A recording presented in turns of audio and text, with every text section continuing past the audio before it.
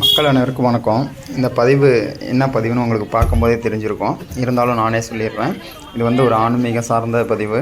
இந்த கோவில் எங்கே இருக்குதுன்னு பார்த்தீங்கன்னாக்கா, சேலம் மாவட்டம் கவுண்டம்பாளையம் கிராமத்தில் முத்துமலை முருகன் கோவில். இந்த கோவிலுக்கு நிறையா சிறப்பு இருக்குது.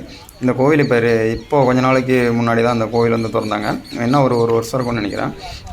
இப்போ இந்த கோவில் வந்து பார்த்திங்கனாக்கா, உலகத்திலேயே மிகப்பெரிய முருகன் சிலை இந்த இடத்துல தான் இருக்குது. இந்த முத்துமலை முருகன் கோவில், இந்த முருகன் சிலை தான் இருக்குது. இதுக்கு முன்னாடி வந்து பார்த்திங்கனாக்கா மலேசியாவில் இருந்தது. இப்போ அதை விட சிறப்பாக சீரும் சிறப்புமாக அழகாக முருகனை வந்து வடிவமைச்சிருக்காங்க. இந்த கோவிலுக்கு வரக்கூடிய பக்தர்களுக்கு என்னோடய வேண்டுகோள் என்ன அப்படின்னு கேட்டிங்கனாக்கா, தயவு செஞ்சு இது வந்து ஒரு சுற்றுலாத்தலமாக நினச்சி வர்றது எனக்கு அது வந்து அவ்வளோ சரியாக படலை. இது வந்து பக்தி சார்ந்த விஷயமாக வாங்க. உங்களோட வேண்டுதல் நிறைவேறணும் அப்படின்னாக்கா நீங்கள் கண்டிப்பாக வந்து பக்தி சார்ந்தோ இல்லை விரதம் எடுத்தோ வாங்க. கண்டிப்பாக உங்களுடைய வேண்டுதல் அனைத்துமே வந்து முருகன் வந்து வெற்றியாக்கி தருவார் அப்படிங்கிறது என்னோடய கருத்து. இருந்தாலும் இந்த கோவிலுக்கு வந்து பார்த்திங்கன்னா நிறையா சீரும் சிறப்புமாக இருக்குது. இந்த கோவில் இப்போவே இப்படி இருக்குது அப்படின்னாக்கா, இன்னும் வருங்காலங்கட்டத்தில் கண்டிப்பாக இது வந்து ஒரு மிக சிறப்பான ஒரு கோவிலாக அமையும். இன்னும் இது மக்கள் வந்து நிறையா வருவாங்க. இந்த கோவிலுக்கு இது இருக்கிற ஹைட்டு பார்த்திங்கன்னா, நம்ம அந்த மேலே போய் பார்த்திங்கன்னா உங்களுக்கே தெரியும், அந்தளவுக்கு ரொம்ப ஹைட்டு இது வந்து பார்த்திங்கனாக்கா. ஏன்னா விரலே வந்து ரொம்ப ஹைட்டாக இருக்கும். நம்ம இது ஆனால் வருங்காலங்களில் கண்டிப்பாக இது வந்து இந்த கோவில் வந்து மிகப்பெரிய ஒரு புகழ்பெற்ற கோவிலாக வரணும் அப்படிங்கிறது என்னோடய ஆசை.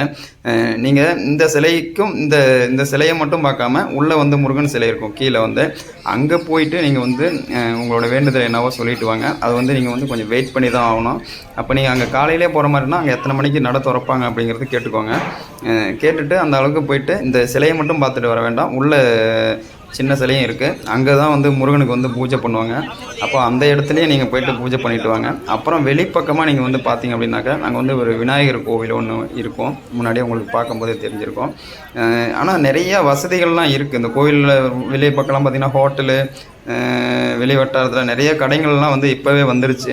இன்னும் வருங்காலங்களில் இன்னமும் அதிகமாக வந்துடும். இன்னும் நிறையா நமக்கு தேவையான வசதிகள் அனைத்துமே மக்களுக்கு வந்து செஞ்சு தருவாங்க அப்படின்னு நான் நினைக்கிறேன். எனக்கு தெரிஞ்ச வரைக்கும் இந்த கோவில் வந்து சின்னதாக ஒரு குறை நான் என்ன சொல்ல வரேன் அப்படின்னாக்கா, நான் போகும்போது பாத்ரூம் வசதி வந்து கொஞ்சம் கம்மியாக இருக்கிற மாதிரி எனக்கு தோணுது.